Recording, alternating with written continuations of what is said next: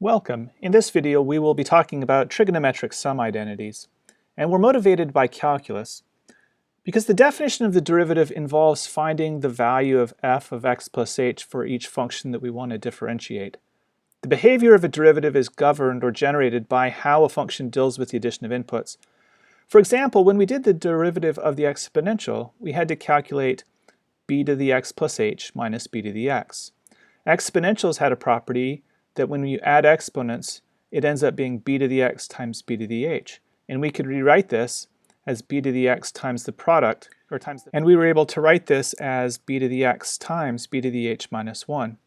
This is what led to us knowing that the derivative of an exponential was the exponential itself times a logarithm of b, which turned out to be the limit of b to the h minus 1 divided by h. So as we're wanting to do the calculus on sine and cosine, we need to ask ourselves, what's the behavior of sine of x plus h and cosine of x plus h? Because that is what's going to govern the eventual derivatives of sine and cosine. Now, where we're going to end up in this video is we're going to learn two identities called sum identities. These come from the idea of thinking about adding angles. So if I say x plus y is my input, this corresponds to an idea of rotating by one angle and then rotating by another. And addition of angles is this composition of two rotations. We'll discover that the identity says that when I have sine of x plus y, I get a product of sine and cosine added to a product of a cosine and a sine. Cosine has a similar term, except it'll end up cosine times cosine, and there's an important minus sine times sine. I developed an illustration of the trigonometric sum identities on Geogebra, so let's watch a quick movie. What we have is we have a fixed rotation by an angle phi that we start with our axes, and then we actually rotate the entire reference frame, the axes and all, by an additional angle theta. We're going to use this addition of angles to help us find our identities. What we find is that when I add an angle to an existing angle, it ends up rotating the point even further around on the unit circle. And we can use this idea of rotating my axes, so I've included in this illustration a rotation of the axes, as helping me understand what's happening when I add those angles.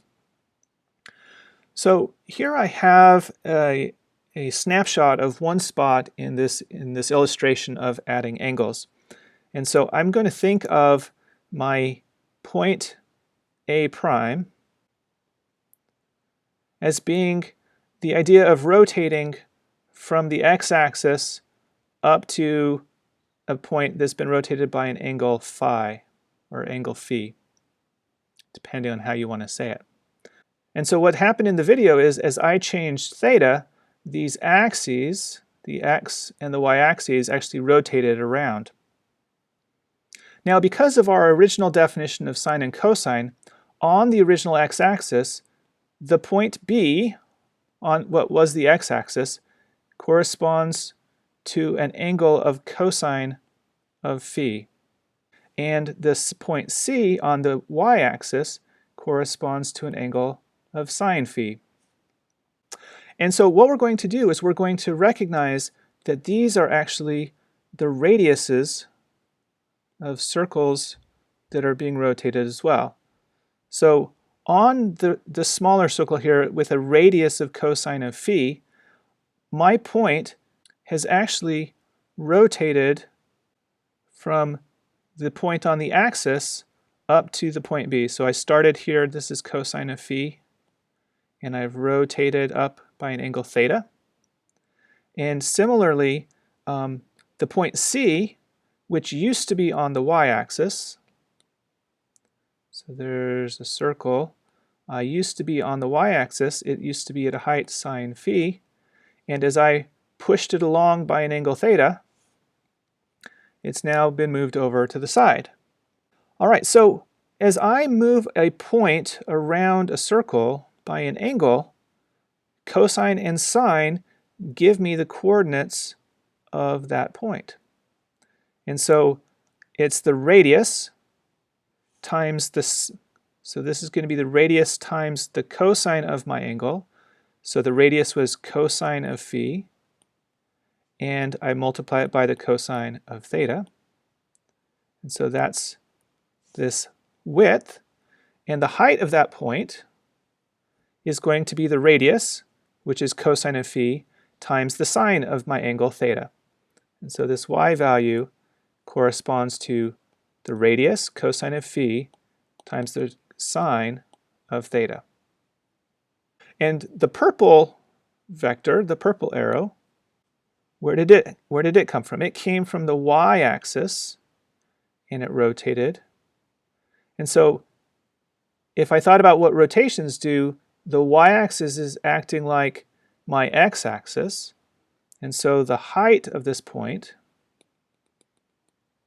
is the radius times the cosine.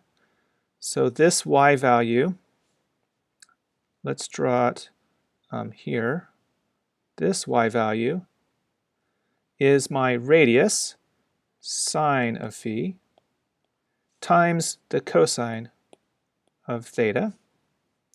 And its horizontal displacement corresponds to what would have been a y-axis. And so this length is the radius, sine phi, times the sine of theta. Okay? And notice it's going now in the negative direction, and so it is going to have a negative sign. So as I think about how I get to the point A, I'm going to go backwards, sine phi, sine theta. I'm going to go up, sine phi, cosine theta. Then I'm going to go over this distance, cosine phi, cosine theta, and then up the distance, cosine phi, sine theta. And if I add those vertical directions and the horizontal directions, that gives me my final sum identity. So let me write those down. My point A prime has an x-coordinate that corresponds to the cosine of the sum. I've gone theta plus phi. And it's going to be equal to the cosine phi cosine theta. And then I have a backward direction, minus sine phi sine theta. And so the cosine phi cosine theta is this horizontal stretch of the b vector, and the minus sine phi sine theta is the x direction, which is negative, of the c vector.